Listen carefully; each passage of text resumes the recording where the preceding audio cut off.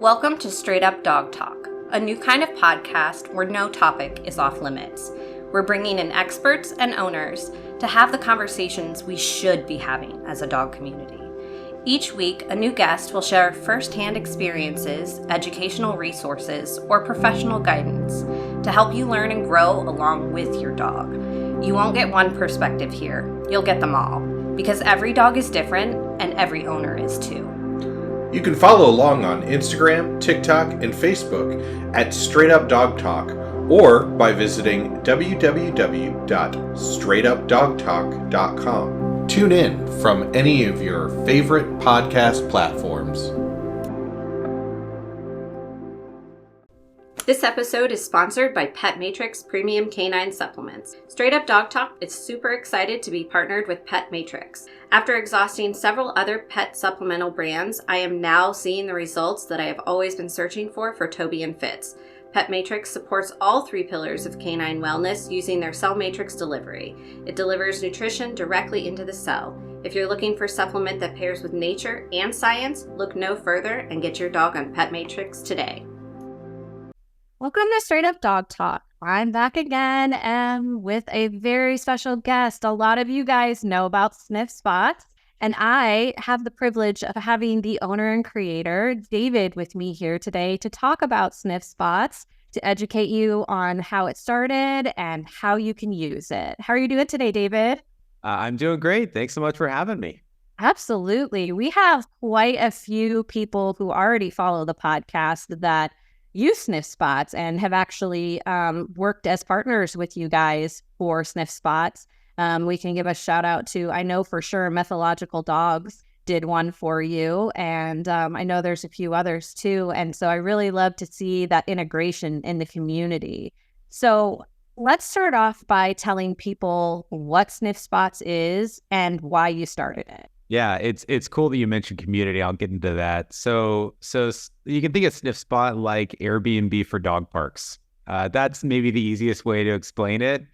Anyone that has land or has a yard can offer that yard for rent by the hour to people with dogs. So if someone has a dog, you can find a place you can rent to get safe and private exercise with your dog. Off-leash or on-leash, however you like it. And people that have a land or yard, you can help dogs and you can make money when you're not using your space. So in that way, it's just like Airbnb. And it was cool that you talked about community because by our very nature, SniffSpot is nothing but a community. We're just connecting people that love dogs that have land with people that have dogs and love dogs. So it's a pretty cool community of people that are coming together to make it all happen. And it's cool to be a part of it. I think that, I have Fitz, and I've talked about this on several episodes before. Fitz was reactive. He still is reactive. Through the training apprenticeship that I've been going through, we've been doing a lot of work on ourselves and a lot of work on our bond, and he has become surprisingly less reactive. But I think that there is a misconception out there when it comes to socializing your dogs and entering your dog into the world, and I fell into that misconception. I did what most people think is the right thing to do, and I took him straight to a dog park. And I did not prepare him for the other dogs and the people and the children running up to him and the complete overwhelm that happens when you go to a dog park. And how ingenious to find a way to connect people that love dogs and have big yards and maybe don't even necessarily have dogs, but can watch out their window and see these dogs playing and still, get that joy and interaction because for whatever reason, they can't have the dog. So you really have combined like several things here.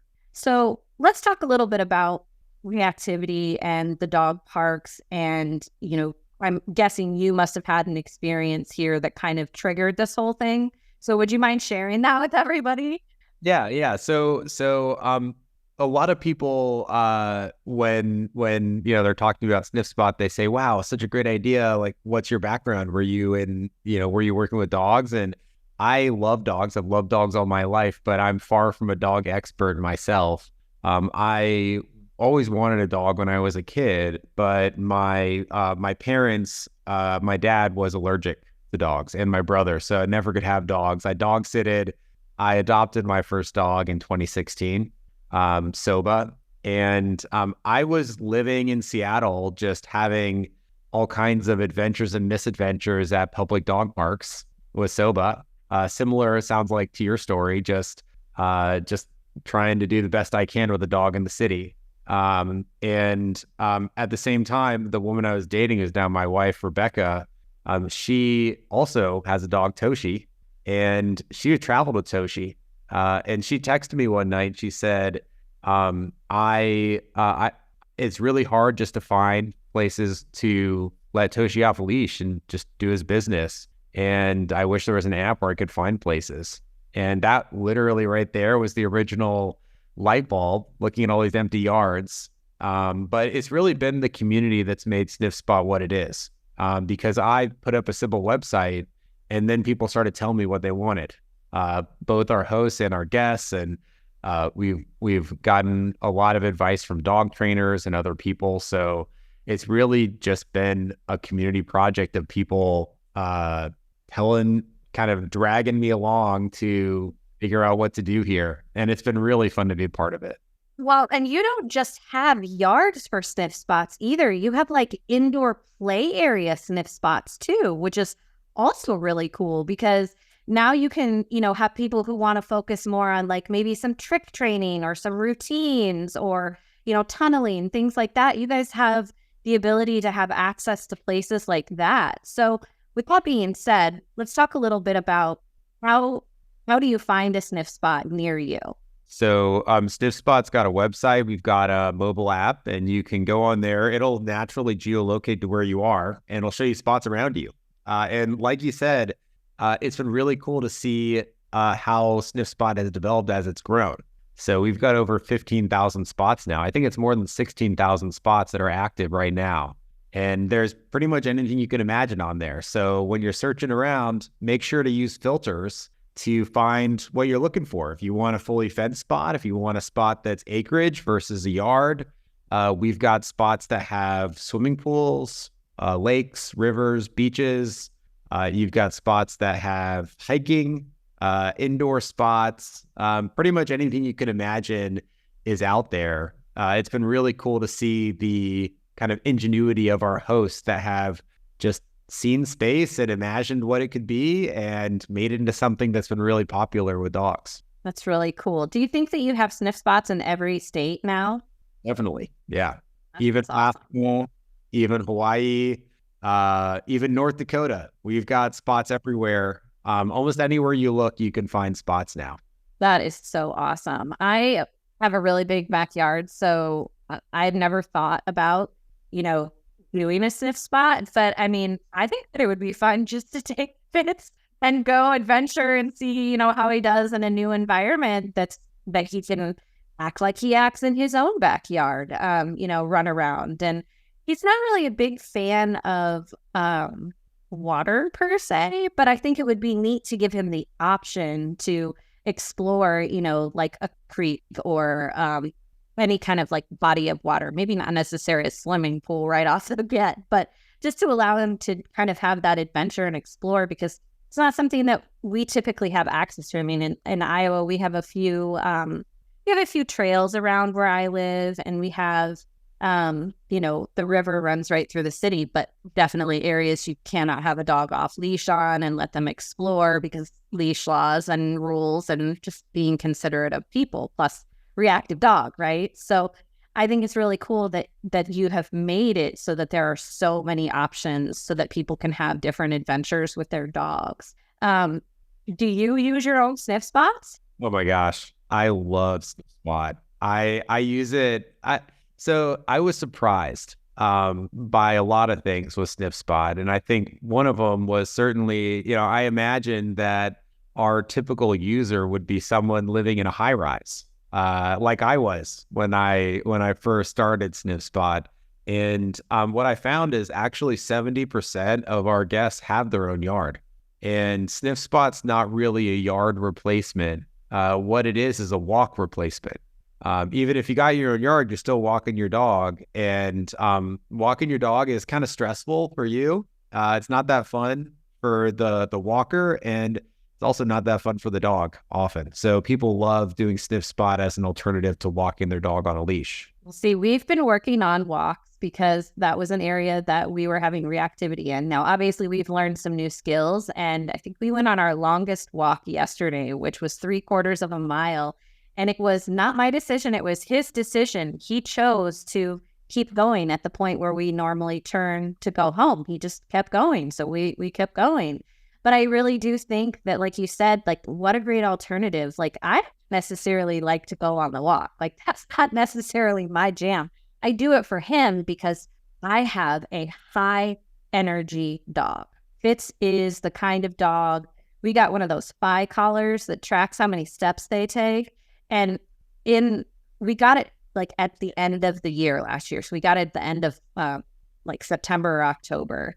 And he was, hitting in that first month, like 30 to 40K steps a day. And it's already getting dark early and it's colder. So I can't wait to see what happens after we get past this like initial part of spring and it's like nice on the days that I'm home. I bet you this dog will probably hit between 50 and 60K steps. So for me, like a walk and playtime multiple times a day is a huge thing. So being able to take him to a SniffSpot and do something different, I definitely think that we're going to have to take a look at this. So how do you become a SniffSpot? So it's pretty easy. If you're interested, you have a space, just make sure that you fit our requirements. We really try to keep the requirements to a minimum so that people can just creatively figure out spaces that we might never thought of. But we do require the space to be safe. So what that means is it needs to be private.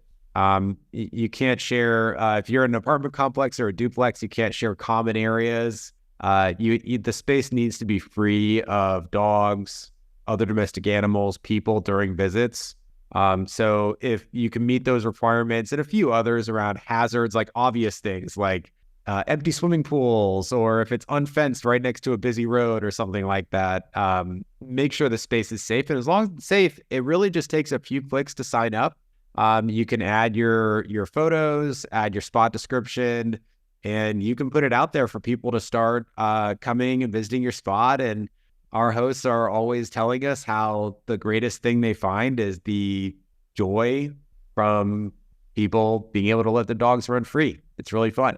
It is really fun. And I rent the house that I live in. I rent. So it's not like an option for me to say, hey, let's, make this the SniffSpot. But if I ever own a house with a fenced in yard like this one, I would most definitely sign up to be a SniffSpots because, obviously you could keep Fitz and Toby inside so that they wouldn't be bothering our visitors. But I just think that, as somebody who lived in an apartment for multiple years with dogs, like you said, I'm really surprised by that demographic you gave earlier, 70% have their own yards, because for me, it was, like I said, the dog park and the overwhelm, and it was a lot. But knowing that there's something like this out there and making sure that people know that there is something like this out there, going to be life-changing for so many people, because now here you have this option to not only go to a yard to play or supplement a walk, but you can bring your trainer out there with you, or, you can bring your other friends out there with you that you're used to playing with, and really just give your dogs the opportunity to have some diversity and depth into their daily life and schedule. And I just love that so much. We've seen some really cool use cases for people where it's, of course, mostly it's the bread and butter stuff of people just taking their dog out to exercise. But we see people going out with trainers, like you said, or people going out with rescues, doing meet and greets, or even rescues that are transporting dogs. They'll stop at SniffSpots along the way and let the dogs get exercise. We've got breed-specific meetups that are using spots. Like the coolest one I've heard of is Silken Wolfhounds. I think it's, or Silken Windhound. One of those. Okay. This beautiful animal. And there are several meetups now that are using SniffSpot. Greyhound meetups love SniffSpot because greyhounds don't generally do that well at dog parks. So it's really cool to see all the different types of use cases that people are using SniffSpot for. So how long ago did you start SniffSpot? So I got the idea at the end of 2017. That's when told me the idea. And then we got our first booking in February of 2018. So it's been about six years now. Wow. Holy cow. Wow. Yeah, see, I didn't realize that you guys had been around that long. I honestly, you were something that popped up in the Dogstagram feed, and I was like, well, geez, this is probably the coolest thing I've ever seen. So I think that, that was one of the reasons that I wanted to have you here, because I want to spread awareness about, this is available. This is here for you guys. And this is like, a tool and a place that you guys can be using. And you said you have over 16,000. So, I mean, don't use the same one, travel around, visit them all, and figure out which one your dogs like the best, and then, repeat it those. And I know it's not very expensive. You do it by the hour, right? Yep. So usually like $9 or $10 an hour. Is that right? That's a pretty good average. Yeah. It could go as low as 5 or up to 15, or some places even charge more, but most of our bookings are between $5 and $15 an hour. See, and that's completely doable, I think, for most people, because it's not as Airbnb, you automatically think you're going to pay like a more premium price because you're getting access to like all these cool things like, pools and training equipment and stuff like that. But really, in my opinion, yeah, okay, my dog park, actually, you're supposed to pay a $25 annual fee, and you can only use the park, I think, like 6 months out of the year, really, because if it's too cold, they lock the gates and you can't go in there. And if you can't show proof, and I think it's, like I said, I think it's like $25 for the year. But I'd gladly pay $5 a day, or, $10 or $15 3 times a week to go and give my dog that advantage to succeed. Because I think the problem here is that reactivity seems to be this common thing now, right? And it has such a negative connotation with it. And it really isn't negative. It's just the overstimulation of your dog, and your dog not knowing how to deal with that overstimulation. So giving your dog the opportunity to not be in those kinds of situations and starting your training off in those better environments is really going to reduce those levels of reactivity in dogs, and, we'll have less stressed out owners. So I think that, one of the biggest goals of this show is to kind of take away like the shame in all things dog ownership. And reactivity is a huge area where shame comes into. So I think that you're really hitting a target that is so, so important to hit.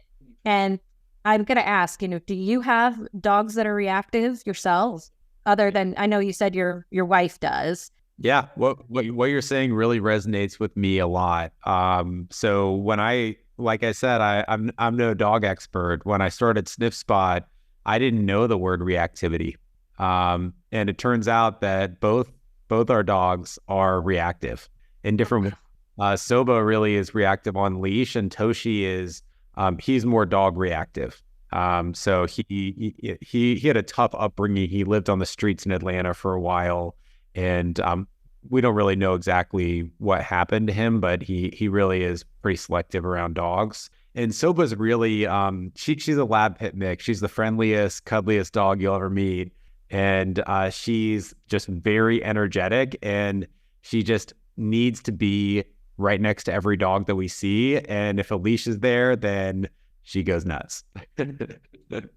Oh my gosh. Yeah, that leash reactivity can really be a thing. I mean, there's so many people having arguments about how to properly introduce your dog in, public situations. And there are dogs that do better without the leash, and there are dogs that do better with the leash. And it all comes down to what our show's tagline is: every dog is different and every owner is too. And learning to adapt to your dog's needs, I think, is, the most important thing. So to me, you being inspired by your now wife's, plea for help to create something that not only made your lives better, it made your dog's lives better too.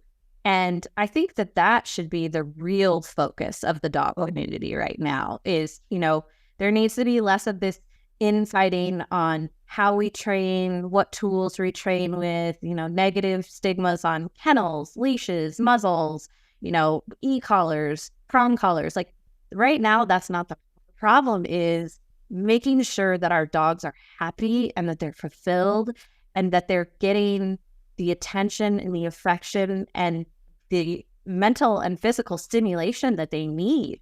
And so for you to be like, okay, this is a problem I need to fix, for my wife and for my dog, that's, it's extremely genuine. It's extremely generous. That's the word I was looking for. And it's forward thinking.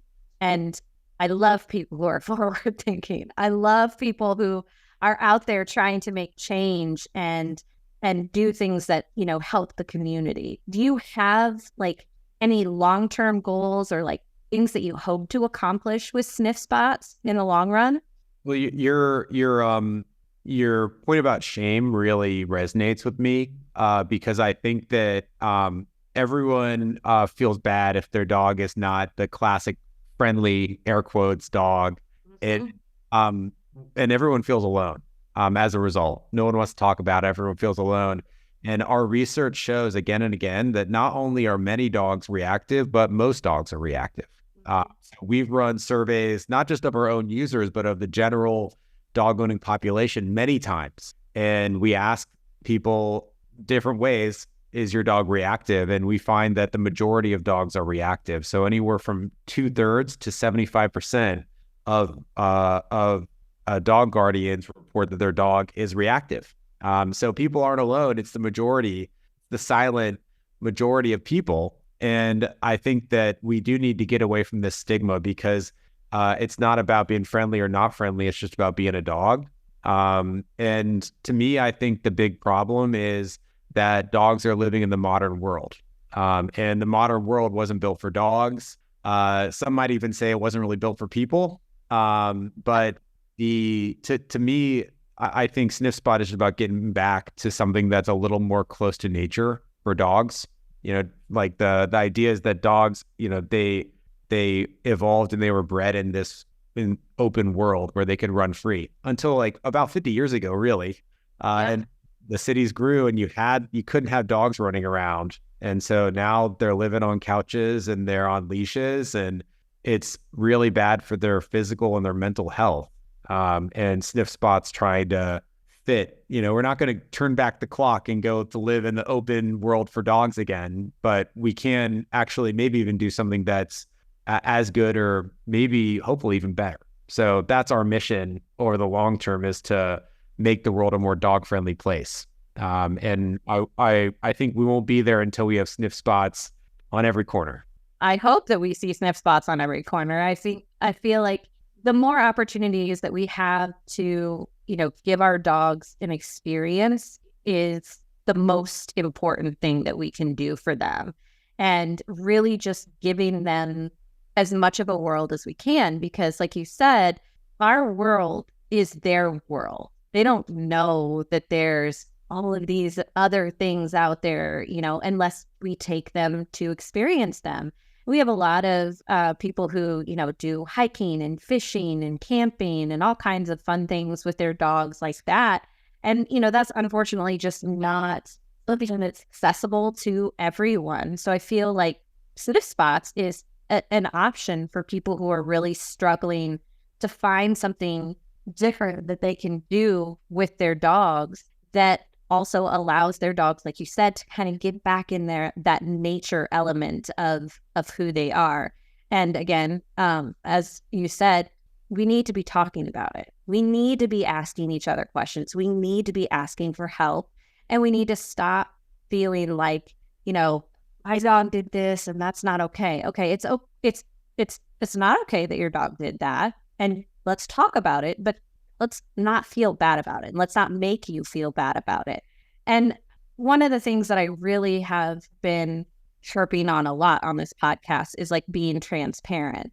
Now, as far as being transparent, that means we know that people edit their videos, right? We know that people don't show all of the training and the time and the effort that goes into teaching their dog to sit on the couch with the backwards baseball cap and make it look like he's typing on the computer. Like, we don't show all those steps, right? So, I mean, those videos are great and we love them, but I also think that there needs to be a little bit more transparency about the work that goes into those videos, because social media is a great resource and could be used for so much more positive things than, like I said, a lot of this infighting and this negativity that's happening. And I think that's another thing that you guys do as SniffSpots really, really well, is your Instagram videos are hilarious and they're relatable. And I swear to God, I comment on every single one and I share at least half of them because it made me laugh. Like the "I'm a dog mom, we don't." And you guys actually replied to that comment that I shared on it. And I said, "I'm a dog mom, I don't actually want you to talk to me." Like it's just, it's so good what you guys are doing. And you really do seem to have a grip on what the community wants and needs. So how do you do that? How do you survey the community? Do you send out emails? Like, what do you do there? Well, so our social media is one of my favorite things, and we now have two content creators. Katie is our original, and she's amazing. She was a SniffSpot user, and a couple years ago, I sent out an email to our users asking if anyone could create videos for us on social media, and she was willing to. She's been doing it part-time, and she's really just in touch with she is a user herself. She's a dog mom and she gets it. And we just brought on someone new who's also a user, Madison. And I'm really excited to have her there as well. She's got a reactive dog, and both of them have reactive dogs, and they can really empathize with what's going on there. So to me, I think it starts with, having our team, trying to, anyone on the team, if I can, I want to bring them in from the community, because I think you can get it in your heart and what it's about. And if you've been there, then I think you get it better than anyone. And then social media is just really at the center of everything we do. So much engagement with people on Instagram and TikTok, and we've got a really active host Facebook group that I personally am really active in as well. So there's a lot of feedback. The beauty of SniffSpot is that people really care. And that means that they really always want things to be different and better. And it really helps us a lot. So we get tons of feedback, and it's the key to everything that we do. I love it. Just the community is just it's so fun. I absolutely love that. Now I'm going to have to find your Facebook group, because Straight Up Dog Talk has a Facebook that we're trying to grow. And I've been trying to connect with everybody that has groups on Facebook. I know I just recently joined the community for Pet Matrix, which is one of our biggest partners, and they do dog supplements and some really amazing dog supplements. And so I really like to join those communities and kind of just jump in and help educate where I can and point people in direction, to, resources like yours, because somebody will inevitably in those groups say something about how, "Oh, I have my reactive dog and we can't do this and we can't do that. And we've tried to go to this park and we can't walk around the neighborhood. And well, have you heard of SniffSpots? Well, what's a SniffSpot?" And that is exactly how this, community works. And like I said, that's how this podcast came to be, was because I just started saying, gosh, this story, like you just told me this incredible story, like how can we share this story? And how can we help other people understand that they're not alone and they're not the only person that's struggling with this? Well, let's record it and let's put it out there for everybody to hear it. Because, just talking about simple things can really change something for somebody and have those light bulb moments like you did. You guys were literally just having a conversation about a struggle for your dog, and you were able to find a solution for it. And the more people we put together, the more solutions we're going to be able to find. Yeah, it's really funny looking back at just how different the original idea was. Like I originally thought, for instance, when I first started SniffSpot, the bookings were not exclusive. Obviously today you book a time and it's yours, and there's actually a 30-minute buffer on either side because people don't want to meet other people. Originally, I thought it would be just like anyone could go at any time, and it was really just interesting. Our early users, I kept hearing them talk about reactivity, and I didn't know that word, and I started seeing a pattern, and we started following it, and that's what led us to where we are today. And SniffSpot's really for every dog. We don't see our users' dogs are no more reactive than the average user's dogs. The average dog out there is similar to the average dog at SniffSpot. But the fact is that most dogs have reactivity. Reactivity is a word. It's a label that we have for something that's an aspect of the natural part of dog behavior. So every dog has the potential to be reactive. Let's comment on that really quick, because the truth is that most people are reactive too.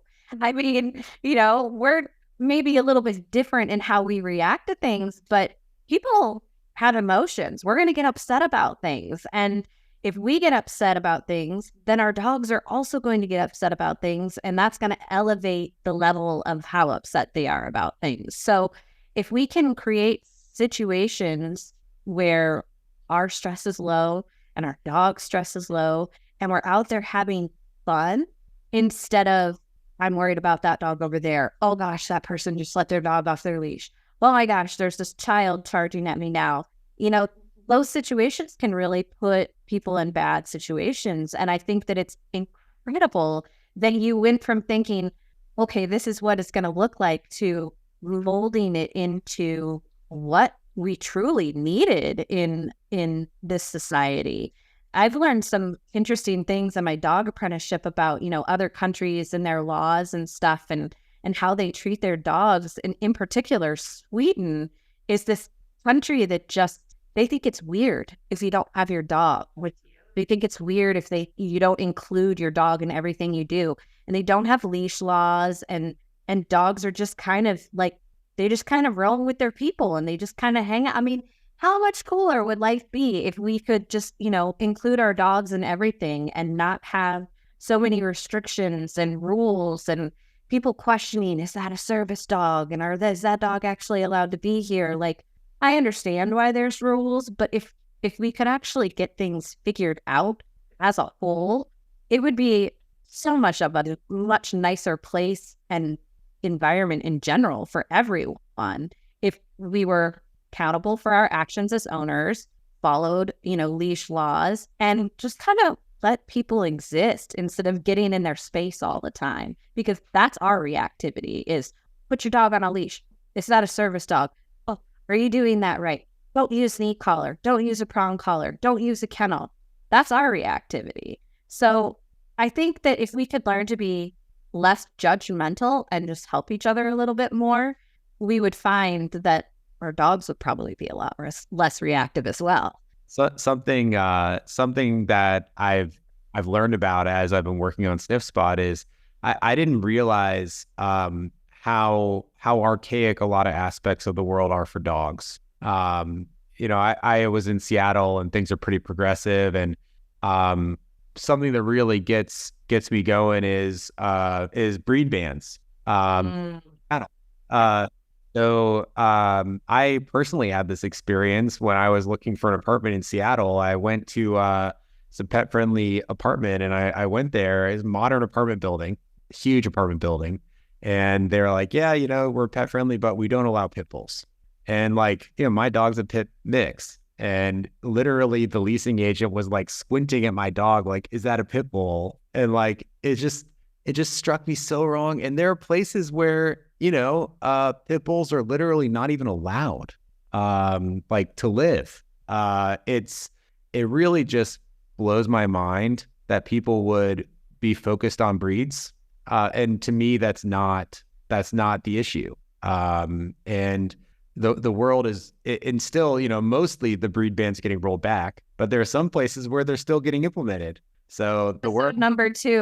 Episode number two of the podcast is legitimately with a mother and daughter from the UK, right before the bully ban went into effect, talking about the struggles that they've had and everything that they have been through, trying to make sure that he is not going to get taken away and euthanized because of, people telling, misleading stories, not giving correct information. She's pointed out that there was like a news article that was released that, blamed a pit bull for something that happened. And later on, a statement was released that nobody paid attention to. It wasn't actually a pit bull. It was a totally different breed of dog. And now here they are banning all the bully breeds, which, like, I agree with you. I don't think that the breed is the problem. I think it's the other end of the leash, not taking accountability for their dog and their action. Yeah, it just, to me, it really gets me going that, there's a lot of work to be done. If you want to make the world a more dog-friendly place, there's a lot of very foundational things that are not in the right place now. And I want to be a part of all of that. I think that you kind of mentioned this idea of like things changing. And I do think that there's a wave happening now where people are thinking differently about their dogs. And I think I hope it'll be a beautiful time in the future as that wave rolls out and reaches widespread adoption. Me too. And I will loop you in if I hear something that we can make change with, as long as you promise to loop me in if there's something that you hear we can make change with, because that's the only way this is going to happen. We have to work together. We have to be open to working with other people, other dogs, and not saying that you have to like other people or other dogs. You can be your introverted dog owner self and still be part of the change. You just have to support it. Now, I'm going to ask you a question because I don't know the answer to this one. Does SniffSpot support rescues? Do you guys give back in any way at all? Do you give like free SniffSpots? And you mentioned that, rescues and transport and use the SniffSpots. Do you guys, do you give back in that area at all?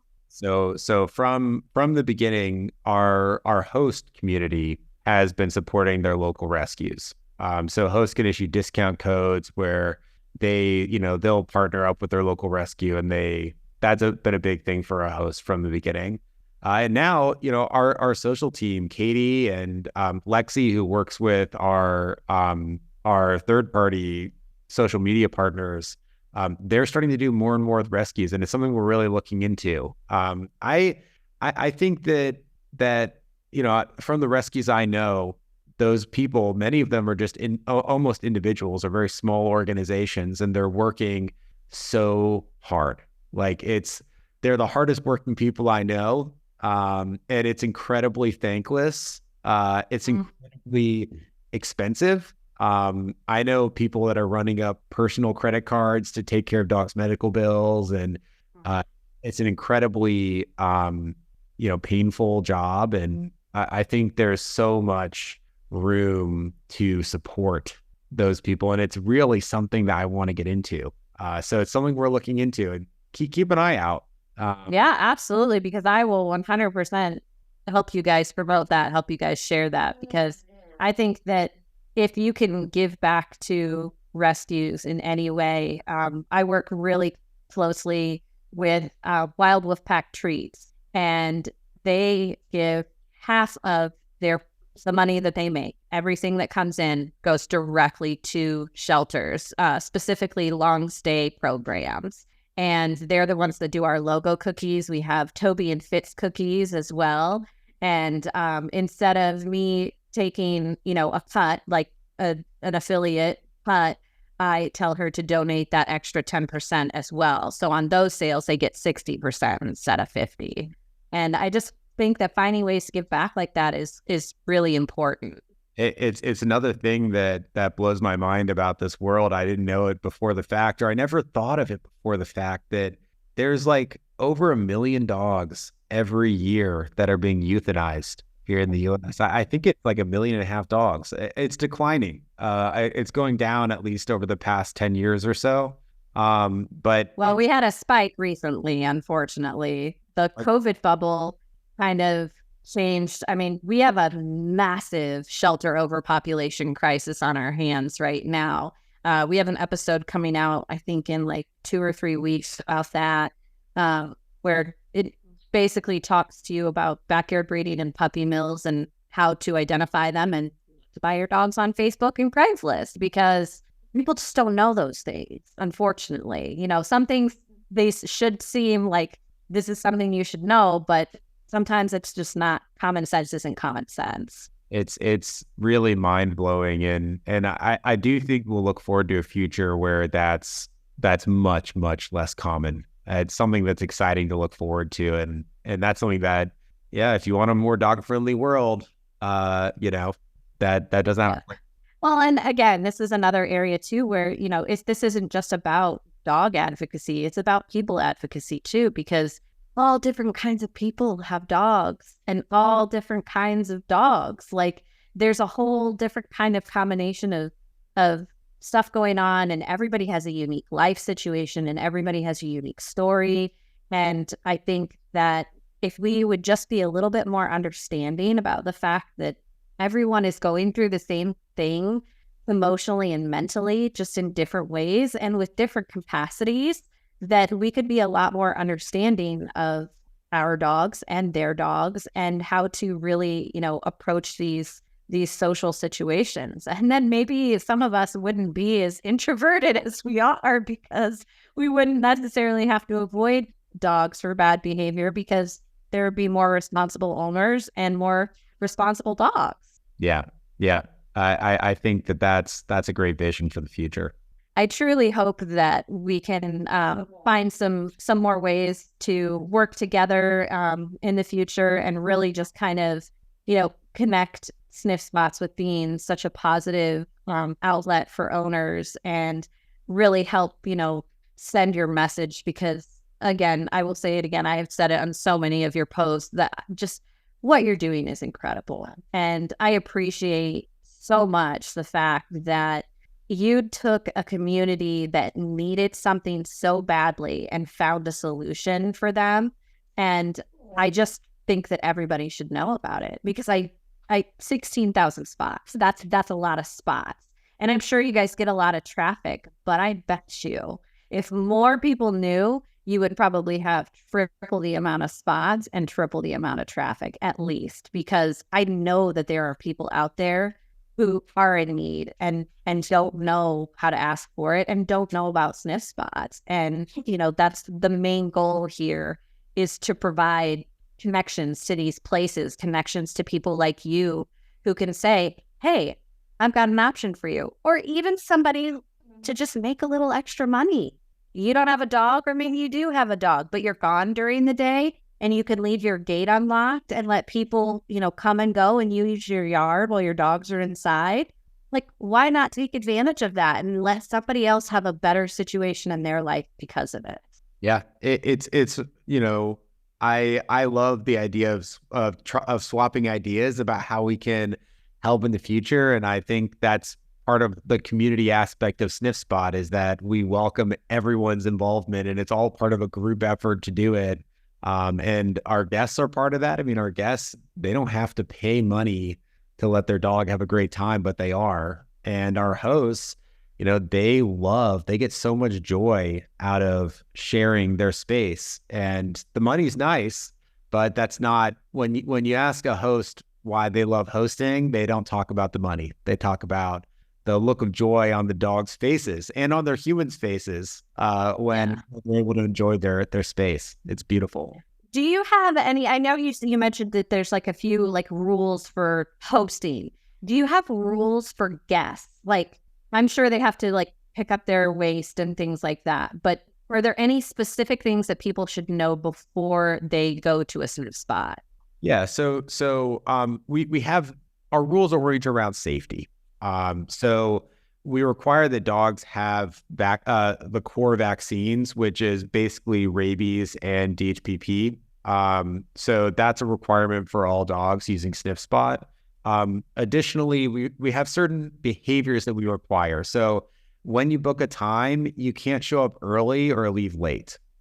That's not safe because the host dogs could be out or another guest could come or something like that. When you're entering a spot, you need to have your dog on leash until you're in the spot. You can't just let your dog out and then run. And when you enter a spot, you need to make sure it's safe before you go in. So our hosts are required to obviously provide a safe spot, but we want to have multiple levels of safety. So guests are also required just to make sure the spot is safe before you go in there. So those are some of the requirements we have around just making sure that everyone has a safe experience using SniffSpot. Well, I don't think that those rules are limiting at all. I think those are all very smart rules. And again, just kind of accountability there, but also, leave things as you found them. I mean, obviously, it pick up your dog's waste and I'm sure some places provide like a trash bin or something that you can throw it in and making sure you get all of your toys and all of the things like that, because there is going to be somebody that comes after you and need to use the space. So you want it to be as nice for them as it was for you, which is a really good thing. And I really like that you have that time buffer and that rule, because that right there eliminates the problem of there being conflict between owners or the SniffSpot host needing to let their own dog out to use the yard or have some free time. And I'm guessing that they are allowed to set up their own schedule of availability and stuff. Yeah. So hosts, when you sign up to host, you have complete control. So we've got a calendar where you can manage by the hour. So you can have certain hours available, certain hours not available. And we've invested a lot in making our calendar work for our hosts. So you can set advance notice requirement with how many hours of advance notice you need before booking, or availability window, which is the maximum time in the future someone can book a visit. And that's just a few examples of how hosts control their space. That's very cool. That's very cool. Well, David, this has been an amazing and very educational amount of conversation. And I absolutely loved chatting with you today. And I really, really enjoyed talking to you. And I just think that, this is such a phenomenal option. You can hear my dog whining in the background. He's ready to go outside. And I think that, getting this out there and getting people really involved, I really hope that this brings more hosts, more guests, and just more positive relationships between owners and dogs. Well, thank you so much for having me. It's been a real pleasure to be on, and I appreciate you talking about the story. Absolutely. Well, we're going to wrap it up for this episode of Straight Up Dog Talk, and we will see you guys next week. Straight Up Dog Talk was created by Emily Breslin. It is edited, produced, and co-hosted by Josh Wasta under the supervision of Straight Up Dog Talk, LLC, and Emily Breslin. If you're enjoying this podcast, follow or subscribe to be sure you don't miss an episode, and leave us a review on your favorite platform. Looking for more honest and relatable dog content? Check out our sister show, Unpacked, with Jerry Sheriff and Madison Simpson. Thanks for listening to Straight Up Dog Talk. See you next week.